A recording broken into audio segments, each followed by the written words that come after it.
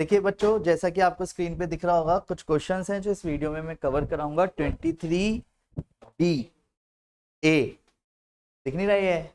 तो मैं भी तो वही बोल रहा हूँ। तो उसी को नंबरिंग पे मत जाना, एक एक करके सारे क्वेश्चंस देखते जाएंगे। हालांकि कॉन्सेप्ट वो थोड़ा सा थियोरेटिकल है, पर इसके लिए दिमाग चाहिए, जिसमें होगा बस वही लगाएगा। सही बात है ना? तो ध्यान दीजिएगा। आ गया समझ सबको? जो लास्ट के जितने क्वेश्चंस कराए सबको समझ आ गए? बहुत इंपॉर्टेंट थे, बस यही बातें आप सबको ध्यान रखनी है, ठीक है? किसी को बताना मत, ठीक है? अरे क्या बात कर रही थी, पूछ ले। तेरे को लग रहा है? ये देख, सेकंड पेज ये रहा। ऐसे तो नहीं नहीं, ऐसा लगता है हमें।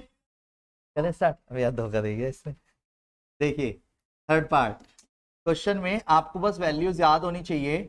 अब मैं ये मान के चल रहा हूँ कि इतने दिनों में आपको वैल्यूज याद हो गई होंगी। नहीं याद है तो कोई बात नहीं, मैं आराम आराम से बता रहा हूँ। कॉसेक 45 की जो वैल्यू होती है वो √2 होती है, क्योंकि कॉसेक साइन का उल्टा है। साइन 45 की वैल्यू 1/√2, तो ये √2 हो गई। कॉट 45 की वैल्यू 1, तो ये 2 का √2 का स्क्वायर 2, 1 का स्क्वायर 1, तो आंसर क्या गया? 1। बताओ कितने बच्चों वाले क्वेश्चन है? कोई नहीं, मैं भी तो बच्चों को ही पढ़ा रहा हूँ अभी। तो ये क्लियर है? भूल जाता हूँ एक्चुअली, मेरी तरफ से ना ये क्वेश्चन को भी तुम सोच नहीं सकते। कुछ नहीं है, कुछ नहीं मतलब कुछ भी नहीं है ये मतलब नाखून बराबर नहीं है पूरी मैथमेटिक्स के। अरे दीदी बात वो नहीं है। मैं अपनी बताऊं तो मैं 13-14 सालों से लगातार सिर्फ 11th और 12th कराता हूँ। 9th क्लास मैंने पिछले साल से अपने हाथ में ली है। क्यों? क्योंकि 10th क्लास में मुझे बड़ा अच्छा लगा जब मैंने पढ़ाया था इससे, मतलब 2021 के टाइम पे लॉकडाउन वाले स्टूडेंट्स को। तो वो सारे के सारे 90 एंड अबव लाए थे, जितने भी बच्चे थे। 15, हाँ 15 बच्चे थे 90, जिसमें एक बच्चे के 100, दो के 99 और बाकी 95 प्लस थे ऑलमोस्ट। तो क्या था जिसमें जिसमें टोटल 15 बच्चों में 14 बच्चे थे और एक बच्चे के 89 रह गए थे। महवीश नाम है उसका। अब वो क्या है, वो शिफ्ट हो गई थी पर दिसंबर में वसुंधरा साइड, तो इसलिए उसका वो 2 महीने का जो गैप बना, उस वजह से वो कहीं ना कहीं थोड़ी सी डाउन हो गई। अदरवाइज वो भी होता, मतलब मेरा सारे 15 के 15 बच्चे पूरे मतलब 90% का रिजल्ट था। वो अब 12th में सारे, अब रिसेंटली, ठीक है? बस महवीश का अभी भी दूर है। तो मैं ये बातें क्यों बता रहा हूँ, क्योंकि उस टाइम फिर मेरे क्या होता है, मोटिवेशन आपका हाई हो जाता है। यार आपने पहली बार कोई बैच पढ़ाया 10th का फर्स्ट टाइम, और उसमें आपको अच्छा रिजल्ट मिल गया, तो रिस्पॉन्स बहुत बढ़िया मिला। तो फिर उसके बाद जब उसके बाद पिछले साल वाला 10th आया, भाई विश्वास से उठ गया था एकदम। सिर्फ एक या दो बच्चे मात्र थे पढ़ने वाले, वरना सारे नलायक। वही लॉकडाउन वाले, लॉकडाउन को तो असली असर उन पे था, एक्चुअल असर बताऊं तो। विश्वास से उठ गया हिल तो। फर्स्ट बीच में 9th पकड़ चुका था, पर 9th में अच्छे बच्चे मिले फिर मुझे उस टाइम, जो अब 10th में सारे, ठीक है? तो उस बैच, अब ये 10th में आया तो अब अच्छा बैच मिला है, और 9th का भी अच्छा मिला है इस बार। तो मतलब मुझे दोनों अच्छे मिले हैं एज कम्पेयर टू। अच्छे हो मतलब, अगर मैं सच बताऊं, वैसे रिजल्ट ओरिएंटेड नहीं होती कुछ बातें। कुछ ये भी होता है कि अगर मैं मान लो आपको डांटूंगा कहूंगा तो आप करके लाएंगे, ये पता चलता है।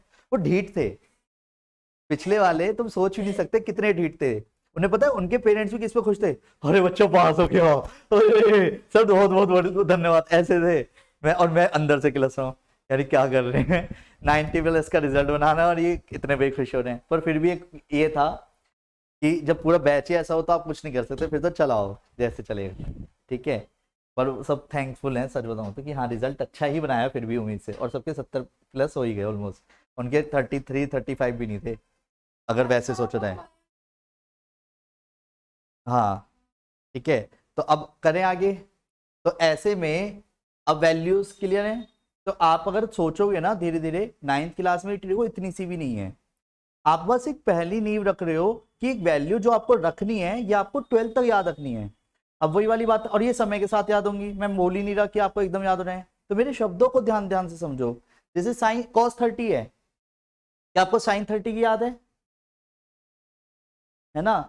साइन 30 की तो धीरे धीरे याद होगी। वो टेबल वाली फॉर्मेशन खोल लो बस, अगर सभी जो है अपनी बुक में टेबल जहां पे है ना बनी हुई, क्योंकि क्वेश्चन तो सामने दिखते रहेंगे। सबके पास बुक होनी जरूरी है। गिर जाता क्या रास्ते में अगर एक बुक एक्स्ट्रा रख लेता? है? नहीं उठ रहा होगा ना बैग उस टाइम?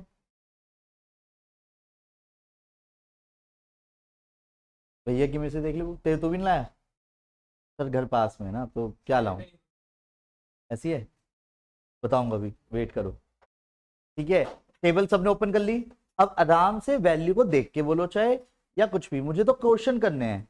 मैं तो फिर वही वाली बात है, मैं तो फटाफट करूंगा, पर एट द एंड आपके डाउट खत्म होने हैं। मैं जब आपके नजरिए से देखता हूं तो फिर मुझे अपने आप को रोकना है, समझ गए मेरी बात। पर आपको उस नजरिए से देखना है कि यार इनके लिए तो कुछ नहीं है, पर आपका वो डाउट की जो नींव है, जिस वजह से डाउट आ रहा है, उसको खत्म करना है। वैल्यू के ऊपर बस एक चीज ध्यान रखनी है, जैसे अभी दीदी ने एक गलती करी थी, स्क्वायर नहीं लगाया, तो ये गलती है एक्चुअल में। गलती वो नहीं है कि आपको फॉर्मूला याद नहीं है, कॉन्सेप्ट याद नहीं है, वैल्यूज याद नहीं है, ये गलती नहीं है, ये तो सुधारी जा सकती है, पर वो गलती नहीं सुधारी जा सकती, उसको आपको प्रैक्टिस से ही सुधरेगी। जब आप मैक्सिमम टाइम उन्हीं क्वेश्चनों को, आंसर नहीं आया दोबारा काट दो, पूरा क्वेश्चन पूरा ही काट दो, फिर से करो, तो वो गलती हो सकता है रिपीट होगी नहीं, क्योंकि आपने वो खुद की गलती ढूंढना बड़ा मुश्किल होता है, दूसरा बहुत जल्दी दिखा देगा, पर खुद की गलती ढूंढना बड़ा मुश्किल है, उस चीज के लिए आपको ये काम करना है, समझ गए। तो cos 30 की वैल्यू क्या है, √3/2 का स्क्वायर, sin 30 वैल्यू का स्क्वायर, तो ये क्या गया 3/4 माइनस 1/4, 2/4, क्योंकि एलसीएम सेम है तो आंसर क्या आया 1/2। नहीं आया समझ। नेक्स्ट अगले पे आते हैं, question number second part, cos 2 into 30 degree और 1 माइनस टेन स्क्वायर, स्क्वायर है तो बस इस बात को ध्यान रखना है, ठीक है। अब टेन 30 की तो वैल्यू याद ही कर लो, जैसे sin 30 का रखा है ना, टेन 30 भी याद कर लो 1/√3, एक एक करके याद होंगे। sin 30 याद है, sin 30 डिग्री वैल्यू, ऐसी टेन 30 भी याद करो। चलो 1/√3, टेन 30 डिग्री वैल्यू, अगर sin 30 की 1/2 है तो cos 30 की क्या है √3/2, वो सेम तो होने से रही। अब इन तीनों की वैल्यू अलग है, sin 30, cos 30, टेन 30, तीनों याद कर लेते हो तो सच बताऊं टेबल याद होनी शुरू हो जाएगी। तीन वैल्यू सबसे मेन होती हैं याद, बल्कि मैं तो कहूँ तो भूलने की कोशिश कर सकते हो चाहो तो। sin 30 की वैल्यू 1/2 होती है, याद तो नहीं कर रहे हो। cos 30 की वैल्यू होती है √3/2, मैं बता रहा हूँ पर याद मत करना, ठीक है। और टेन 30 डिग्री वैल्यू क्या होती है, भूल गए ना।1/√3, देखिए LHS भी चाहो तो अलग अलग साथ साथ लेके चल सकते हो, cos 60 है और ये टेन 30 का स्क्वायर है, एक तरह से लगाने लगा लो, मत लगाओ नहीं तो एज यू विश, ये तो बस मैंने फॉर्मेलिटी के लिए लिखा है। क्लियर है, बोलो हाँ। cos 60 डिग्री की वैल्यू क्या है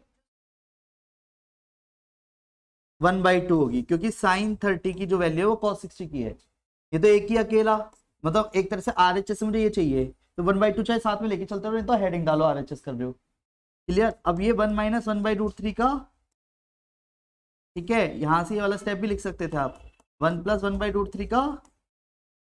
अगर ये 2 बाहर होता तो मैं नहीं कर सकता था 2 के इंटू। दिक्कत पता है क्या है ट्रिगो की, कोई भी एंगल अंदर नहीं जाएगा, कोई भी अंदर का एंगल में से 2 बाहर नहीं आएगा। अंदर जाने वाली चीज और बाहर आने वाली चीज 11th क्लास में सिखाई जाती है, ये 10th में भी नहीं है। यानी आपको, यानी 2 साल तक तो कोई टेंशन है ही नहीं कि एंगल की कोई वैल्यू आप जबरदस्ती चाह करके बाहर नहीं निकाल सकते और अंदर नहीं पहुंचा सकते। यानी कहने का मतलब ये हो गया कि अगर किसी क्वेश्चन में sin 2 थीटा है तो इसका मतलब ये बिल्कुल भी नहीं है कि ये 2 sin थीटा हो जाएगा। पहले क्लियर है। यानी अगर डिवाइड बाय 5 है एंगल में, तो वो होल के डिवाइड का 5 नहीं है, पहली बात। क्लियर है, बोलो हाँ दोबारा से। जैसे अगर मैंने वही बोला 10x/5 है, तो इसका मतलब ये बिल्कुल भी नहीं है कि ये 10x/5 हो जाएगा, नहीं।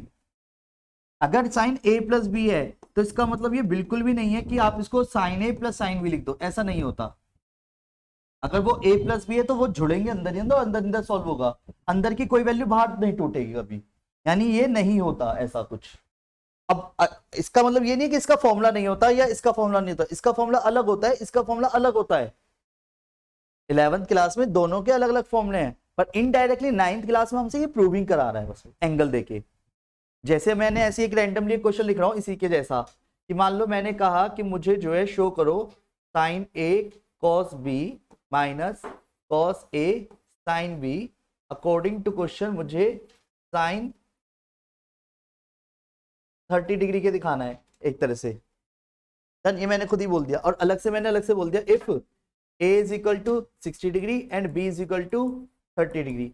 गारंटी ले रहा हूँ LHS RHS बराबर आएगा, जबकि मैंने तुम्हारे सामने क्वेश्चन ऑन द स्पॉट बनाया, क्यों, क्योंकि मुझे पता है फॉर्मूला आएगी और फॉर्मूले में वैल्यूज डाली कुछ कुछ, ठीक है। तो sign A cos B minus cos A sine B, तो ए और बी की वैल्यू लिख दी, तो मैं यहाँ पे क्या लिखूंगा, साइन ए की वैल्यू 60 डिग्री, ए की जगह ए, बी की जगह बी, ए की जगह ए, बी की जगह, ऐसे ही गायब नहीं हो सकता।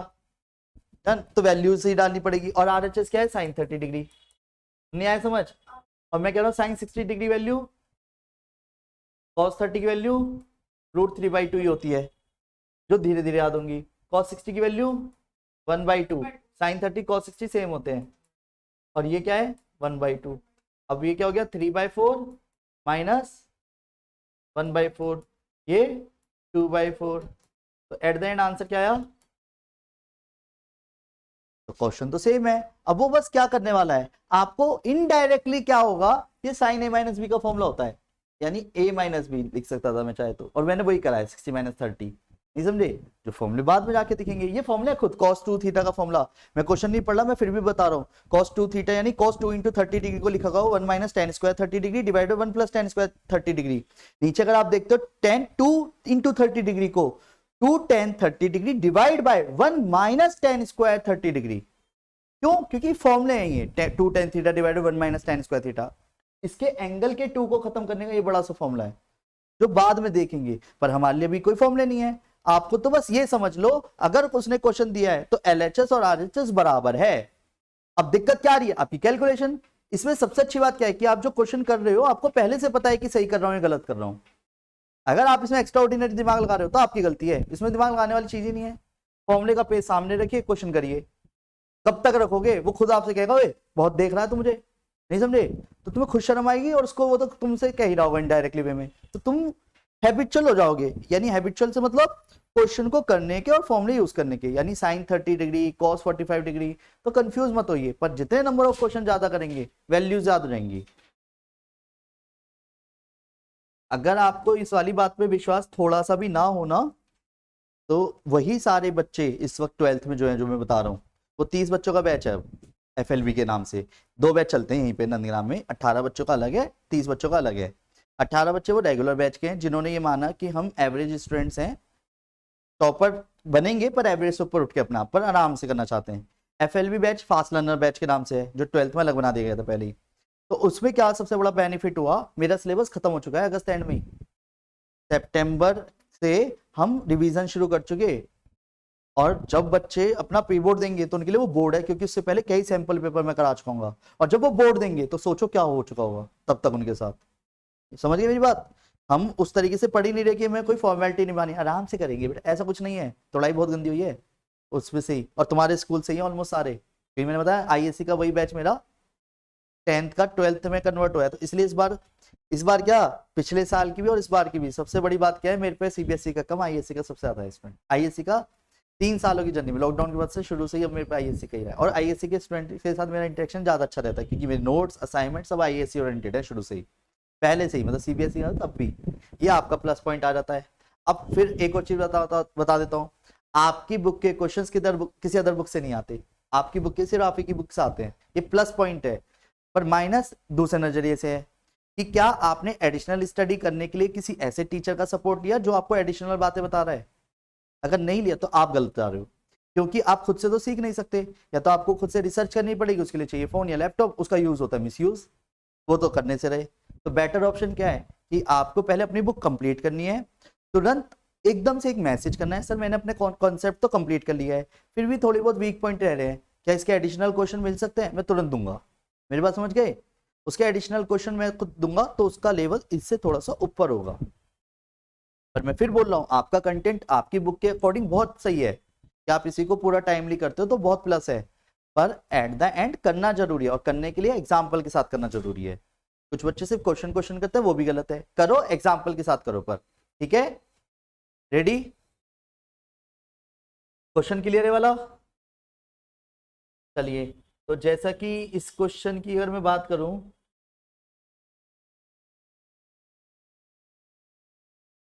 ठीक है, वैसे याद रखोगे ना, ये कुछ भी अभी आपको मैंने ये बिल्कुल नहीं बोला कि 2 बाहर नहीं आता, पर फॉर्मूला है, ये नहीं है, पर ये sin 2 थीटा का formula 2 sin theta cos theta है। वो क्यों है, उसकी प्रूविंग भी अलग से है, पर अभी ये नहीं है। यानी कोई भी चीज एंगल की आप बाहर नहीं निकालेंगे, और बाहर की चीज कोई ट्रिको के एंगल में नहीं जाएगी, उसके लिए भी फॉर्मूले लगते हैं, जो कि हमारी 10th क्लास तक बिल्कुल भी नहीं है। मेरी बात समझ गए?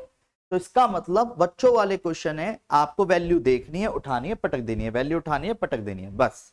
Calculation calculation calculation. एक बच्चे के आज से 11 साल पहले 100 आ जाते हैं, उस बंदे ने पता है गलती क्या करी, सेक पाई बाय 6, पाई की टर्म्स में जाती है डिग्री जो है बाद में, सेक 60 डिग्री की जगह सेक 30 डिग्री की वैल्यू डाली है।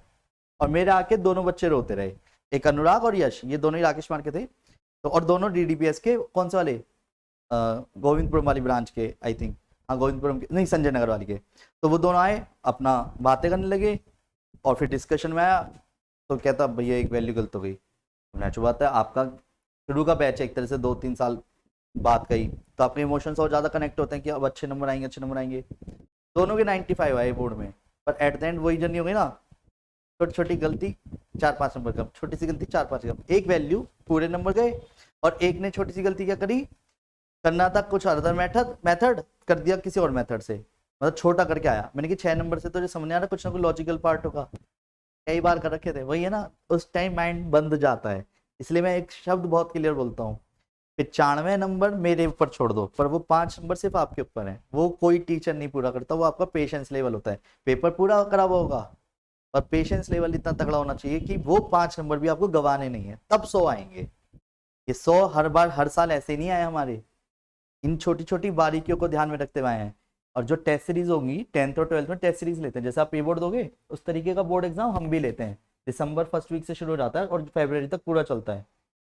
टोटल 10 टेस्ट सीरीज, 5 कराई जाएंगी, 5 करवाई जाएंगी। और जो बच्चा जैसे बोर्ड एग्जाम होना है उस जैसे, मतलब ऐसे समझो 10 पेपर दे चुका है, तो क्या 11वां पेपर जब वो देने जाएगा, क्या उसके हाथ पांव फूल रहे होंगे उस पेपर में? वो तो ऊपर से ही हो गया, हाँ, ये तो देखा वाले, ये भी देखा वाले। कम से कम 70-80% तो डिक्टो सेम आता है, बल्कि सर बताओ 90% डिक्टो सेम आता है, क्योंकि 10 पेपर करने का मतलब है आपका कोई क्वेश्चन बच ही नहीं रहा, खास खास क्वेश्चन स्पेशली हो चुके हैं। और पूरे टाइम उसने पूरा साल जो पढ़ा है तो उसने इतने क्वेश्चन तो देख ही चुका है कि कोई क्वेश्चन रिपीट ना हो, ऐसा हो ही नहीं सकता, क्योंकि आपने क्वेश्चन करने की लिमिट ही क्रॉस कर रखी है। और एट द एंड बचा क्या, वो 5 नंबर, वो पेशेंस है।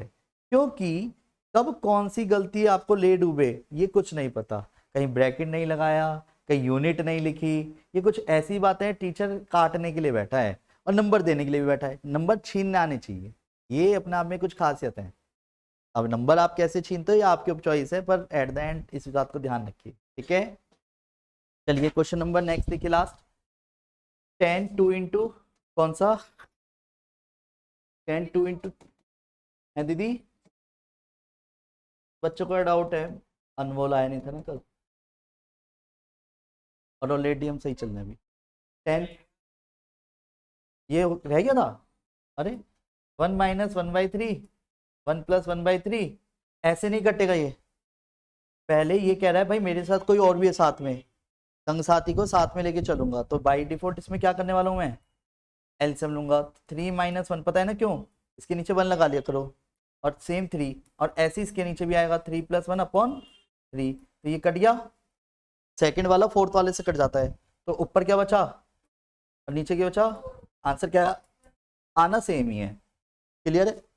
वेट 10 60 डिग्री टू 10 30 डिग्री, इनकी वैल्यू डाल दूं, सबकी इसकी भी वैल्यू डाल दो साथ साथ। 10 60 वैल्यू √3 होती है, और 2 10 30 की 1/√3, 1 माइनस 1/√3 का स्क्वायर, क्लियर बच्चों बोलो हाँ।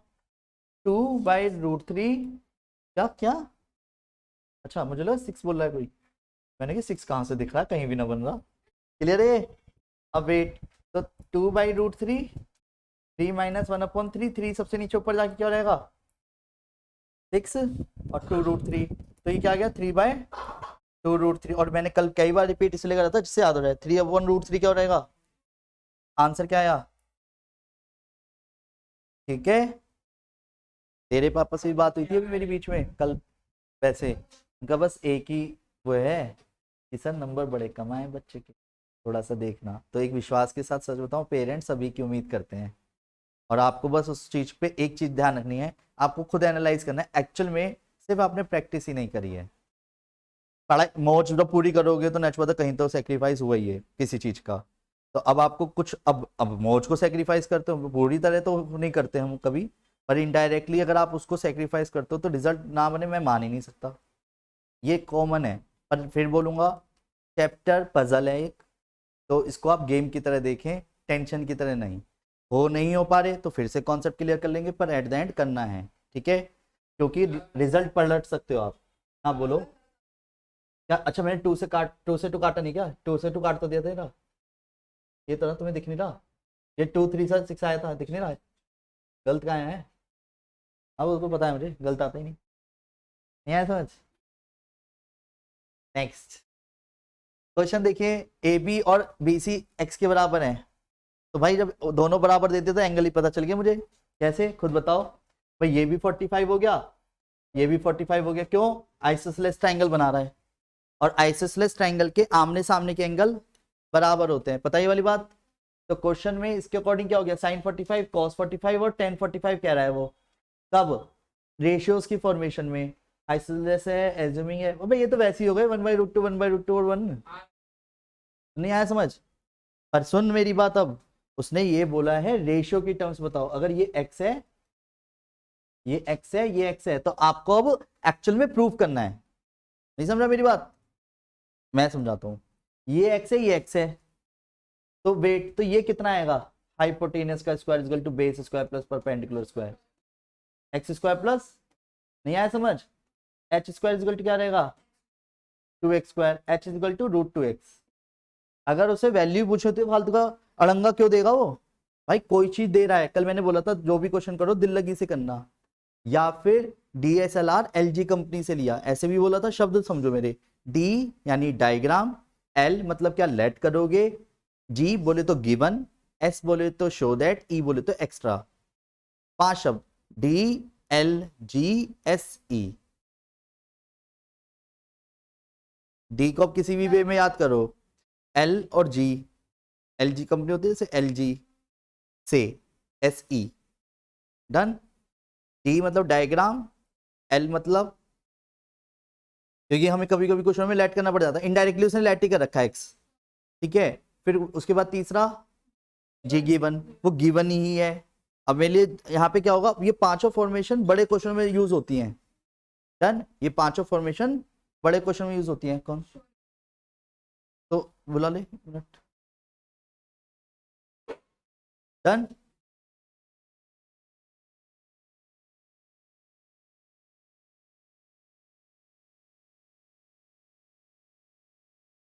आया समझ?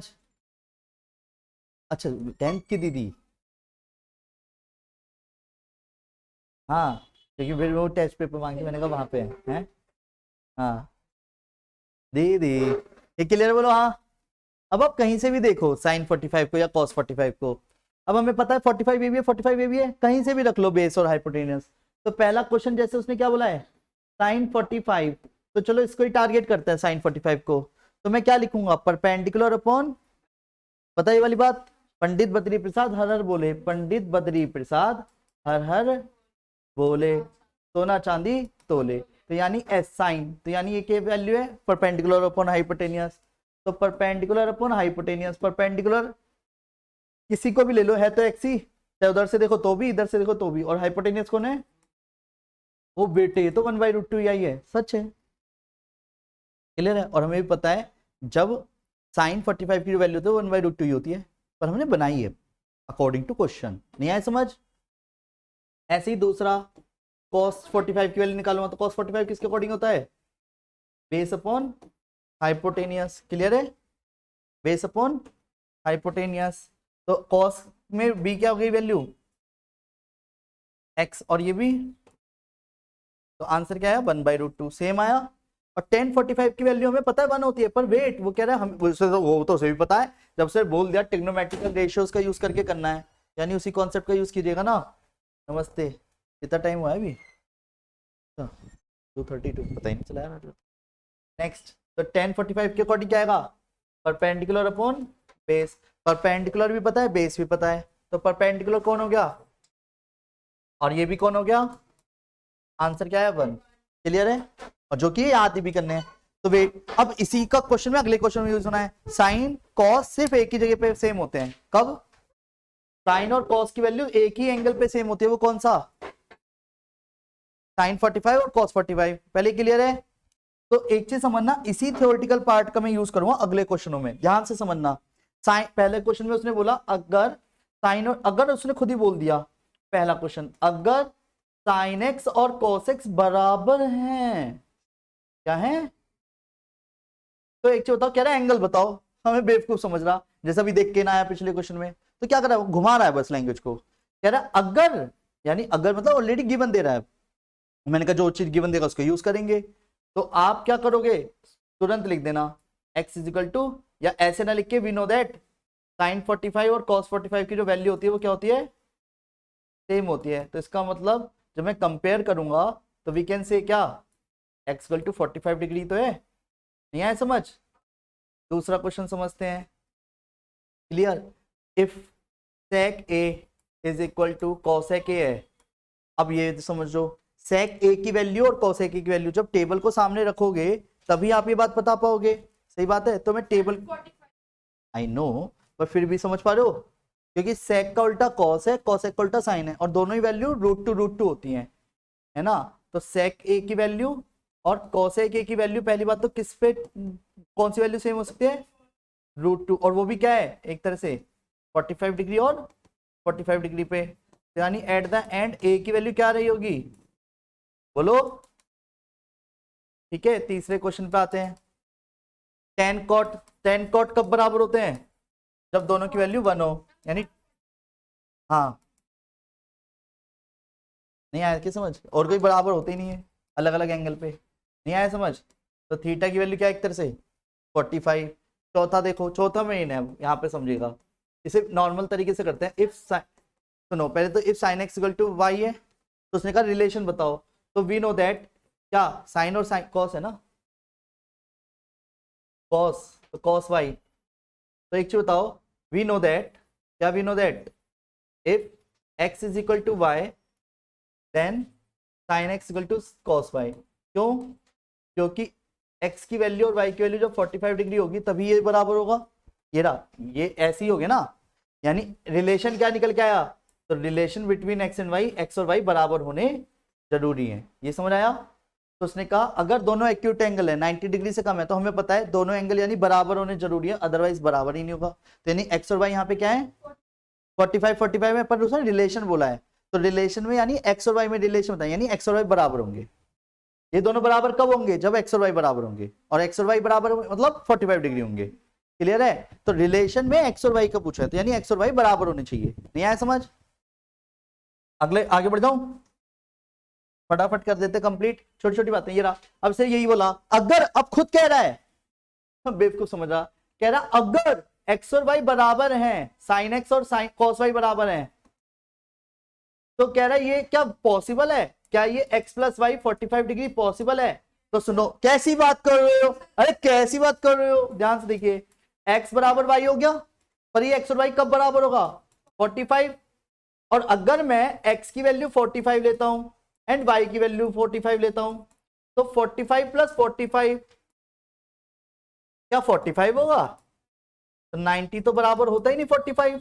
तो हम क्या लिखेंगे, जो x plus Y is equal to 45 है वो क्या है, फॉल्स है। फॉल्स का रीजन क्या है, जब x और y दोनों 45 होंगे तब जाके तो वो बराबर हो रहा है, यानी x की वैल्यू भी मुझे पता है, y की वैल्यू भी मुझे पता है, और दोनों वैल्यू को ठोकता हूं उसमें, तो क्वेश्चन भी क्लियर है कि एंगल में जो वैल्यू आ रही है, मतलब इसमें कह रहा है कि x प्लस वाई अगर 45 है, अगर सपोज ये 22.5 आता तो समझ आता, जुड़ के 45 बैठे, पर वो तो आ ही नहीं रहा, नहीं समझे, 22.5। नेक्स्ट आया समझ, नहीं आया? Next, sec theta cot theta is equal to cosec theta, कह रहा है ये ट्रू है या फॉल्स है। सुनो सुनो, इसको नॉर्मल तरीके से, सेक का उल्टा कॉस, कॉस कॉस उल्टा, कॉट का उल्टा कॉस अपॉन साइन, और ये 1 अपॉन साइन। क्लियर है? ये कट गया, तो 1 upon sine theta is equal to, और ये क्या है, बराबर है। ये पता करा क्या है मैंने, कौन सा वाला कॉन्सेप्ट यूज किया है, जो हमने सीखा था, टेन को क्या लिख सकते हैं, 1 अपॉन कॉट। मैं फिर से रिपीट कर देता हूं, साइन का उल्टा कोसेक, कोसेक का उल्टा साइन, टेन का उल्टा कॉट, कॉट का उल्टा बोलो टेन, टेन थीटा को साइन अपॉन कॉस लिख सकते हैं, और थीटा को कॉस बाई साइन लिख सकते हैं, सेक थीटा 1/cos होता है और कॉस थीटा 1/sec होता है। क्लियर है, बोलो हाँ। ये कह रहा है अगर साइन, अब एक चीज सोचते हैं, 2 मिनट समझना, 0 डिग्री पे, 30 डिग्री पे, 45 डिग्री पे, 60 डिग्री पे, 90 डिग्री पे जो साइन थीटा की जो वैल्यू है सोचना, और एक कॉस थीटा की वैल्यू है। साइन थीटा की क्या हो रही है वैल्यू 0, 1/2, √1/√2, √3/2, 1। तो साइन की वैल्यू बढ़ रही है घट रही है, और वेट, और यहाँ पे 1, √3/2, 1/√2, 1/2, 0। पहले लिख लिया, वैल्यूज लिख ली। अब क्वेश्चन को समझते हैं। पहले पहला क्वेश्चन कह रहा है अगर साइन थीटा की जो वैल्यू है वो इंक्रीज कर रही है यानी बढ़ती जा रही है, तो क्या, और डिक्रीजेस एज थीटा इंक्रीजेस। अगर थीटा वेट, तो we know that if theta increase करेगा तो साइन थीटा इंक्रीज करेगा, क्या दिख रहा है, और अगर थीटा डिक्रीज करेगा तो क्या साइन थीटा भी डिक्रीज करेगा। हाँ, ये ना, उल्टा चलो ना, डिग्री गिरती जाए तो वैल्यू भी तो गिरती जा रही है। तो वो यही कह रहा है साइन थीटा इंक्रीजेज और डिक्रीजेज एज थीटा इंक्रीजेज। नहीं नहीं नहीं, सिर्फ इंक्रीजेज वर्ड यूज किया ना उसने, तो वो ये कह रहा है इंक्रीज और डिक्रीज कुछ भी हो सकता है।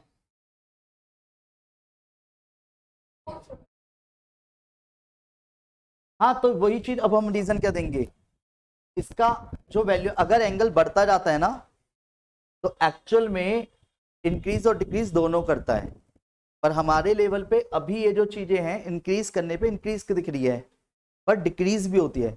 जैसे जैसे वैल्यू बढ़ती जाती है ना तो हमेशा साइन थीटा और कॉस थीटा की वैल्यू -1 से 1 के बीच में लाई करती है। ये कॉन्सेप्ट में अपने आपको नेक्स्ट क्लास आराम से डिफाइन करो, और ना ये डिस्टर्ब करना शुरू कर देंगे। ठीक है, क्लियर है, तो ये बात क्लियर है, बोलो हाँ। देखो बस एक ही बात सिंपल लाइन में आपको बोलूंगा, समझ आए तो ठीक, नहीं तो कोई बात नहीं। लाइफ में ना धीरे धीरे आगे बढ़ते रहो, बढ़ते रहो, बढ़ते रहो, पर क्या होता है कभी भी अपने पेरेंट्स को कम मत समझिए। उन्होंने अपने कई साल बिता दिए आपको उस चीज को बेटर करने में, वरना वो रुपए अपने ऊपर भी खर्च कर सकते थे। कहीं घूमने जाना है तो वो घूम के भी आ सकते थे, उसमें कई चीजें इन्वेस्ट करके अपने लिए परचेज भी कर सकते थे, कोई लग्जरी आइटम के लिए भी। पर किसके लिए इन्वेस्ट कर रहे हैं, सिर्फ तुम्हारे लिए। उसकी कदर होनी जरूरी है। और फिर क्या होता है कभी कभी जब हम बड़े बन जाते हैं तो हमें लगता है हम बड़े हैं, जबकि हम ये भूल जाते हैं कि हमारे जो बड़प्पन में आया है वो हमारे कहीं ना कहीं कुछ पेरेंट्स के जरिए या अपने कलीग्स के जरिए, दोस्तों के जरिए, जो हमारा साथ दे रहे थे बढ़ने में। तो इसलिए सिंपल लाइन बोलूँगा, लाइफ में आगे जब धीरे धीरे बढ़ते रहो, एक सिंपल लाइन से बोलूँगा, सामने हो मंजिल तो रास्ते ना मोड़ना, मन में हो जो सपना वो सपना ना तोड़ना, कदम कदम पर मिलेंगी मुश्किलें आपको, बस सितारे चुनने के लिए कभी जमीन ना छोड़ना। ठीक है, take care, bye, Radhe Radhe, good news.